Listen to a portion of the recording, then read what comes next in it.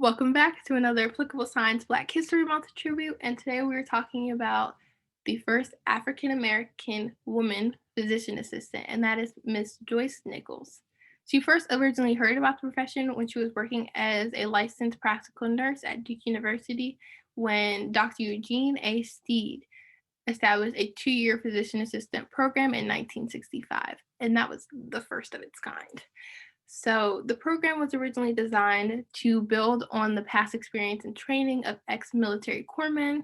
So Miss Joyce Nichols had a lot of obstacles to overcome because one, she was a woman, two, she did not have the corpsmen training, three, she was African American, and four, she had little funds to support and pay for her education.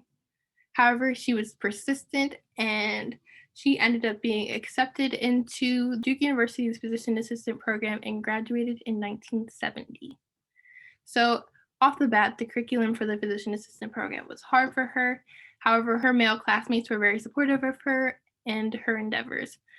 However, unfortunately, in the middle of her first year at the program in 1969, her house burnt down and her family lost all of their things. Luckily, though, none of her family was hurt or injured. Fortunately enough, to keep her from leaving school, her fellow classmates and faculty raised money, and by putting on a dance, they raised enough money to replace her household items. They bought her clothing, and they actually had enough money to buy her kids Christmas presents that year. So in return, Miss Joyce Nichols, she worked very hard and she was motivated on the things that she felt that needed to be changed. Especially her goal was to improve the education of women in the medical field. So when she was a student, at Duke University, the American Association of Physician Assistants, also known as AAPA, was founded at Duke University in 1968. She was the first minority to serve on the AAPA Board of Directors, where she advocated and took responsibility of establishing the AAPA Minority Affairs Committee. Over time, she actually became a matriarch and role model for African Americans and minorities in the PA profession. When deciding on what she wanted to do with her PA license,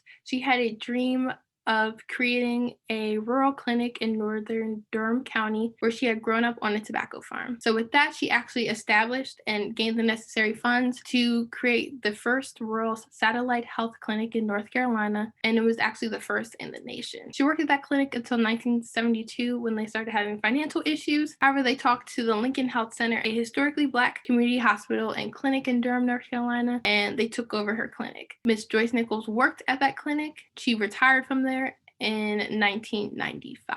So professionally, Miss Joyce Nichols helped found and served on the board of directors of the North Carolina Academy of Physician Assistants, and throughout her career, she taught many medical and physician assistant students. She was inducted into the Duke University PA Alumni Hall of Fame in 2002 for her concerns of poor people and her advocacy skills. She served as a member of the board of directors of the Durham County Hospital Corporation and the Lincoln Community Health Center, and in 1991, she received the prestigious Nancy Susan Reynolds Award for Advocacy, and in 1996, she was named the AAPA Paragon Humanitarian of the Year. So with me being an aspiring PA or pre-PA, I would like to thank her for being a trendsetter, being the first person to break the mold, and being the first female and African American PA in the profession.